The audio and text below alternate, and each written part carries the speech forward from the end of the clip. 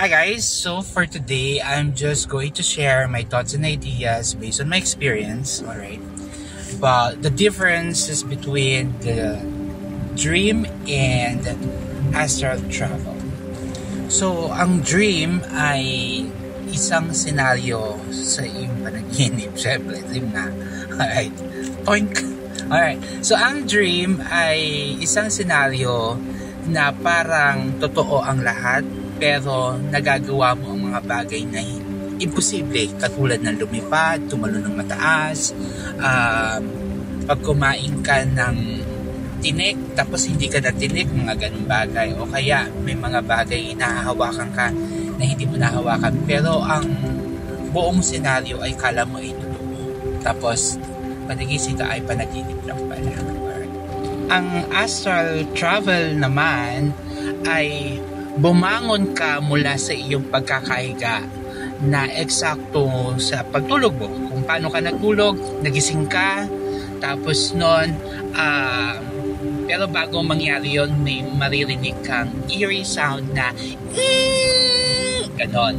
Okay, tapos nun, biglang gagaan ang pakiramdam mo. Yung parang biglang gumaan ang katawan mo. Alright? Tapos, pag gising mo, alright, ang makikita mo sa paligid mo ay medyo dim. Okay, kung madilim yung kwarto mo, para kang nagising sa isang madilim na lugar na parang hindi makulay, ganun. Parang hindi vibrant ang color.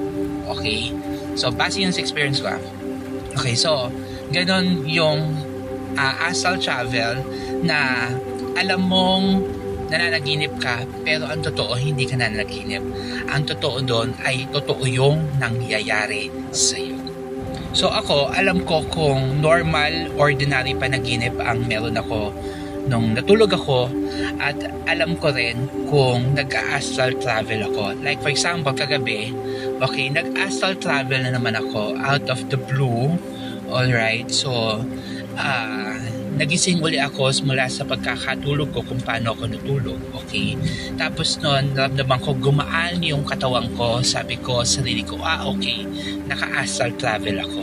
Okay, so ibig sabihin, magagawa ko yung mga bagay na hindi nagagawa ng mga normal.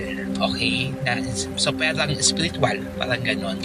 Okay, so ngayon ang ginawa ko, bumangon ako sa pagkakahiga ko, at intention ko sa isip ko na gusto kong malaman kung meron mga spiritual akong kasama sa loob ng bahay ko. So ibig sabihin, iikot ako sa buong bahay ko, tapos nung titignan ko kung may makita ko mga spirits or mga elemento na hindi natin normal nakikita o nakikibahay doon sa loob ng bahay ko. So yun na ginawa ko. So ginawa ko, bumangon ako, umikot ako sa buong bahay, okay, at wala akong nakitang any spiritual entity o kaluluwa or mga hindi natin nakikita. So sobrang plain ng bahay. So ibig sabihin, walang nang-i-istorbo talaga sa akin sa loob ng bahay ko. So very safe, hindi nakakatakot ang bahay ko. Yun. So yun yung astral travel. So bumalik ako sa pagkakahiga ko at natulog uli ako.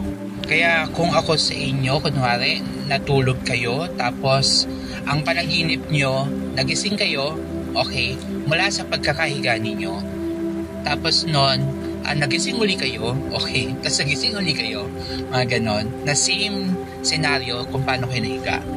Kayo ay hindi nananaginip, kayo ay nag-astral travel, at totoong nangyayari yon sa inyong spiritual. Okay? So, yun yung pinagkaiba ng ordinaryong panaginip sa astral travel. So, sana may natutulog.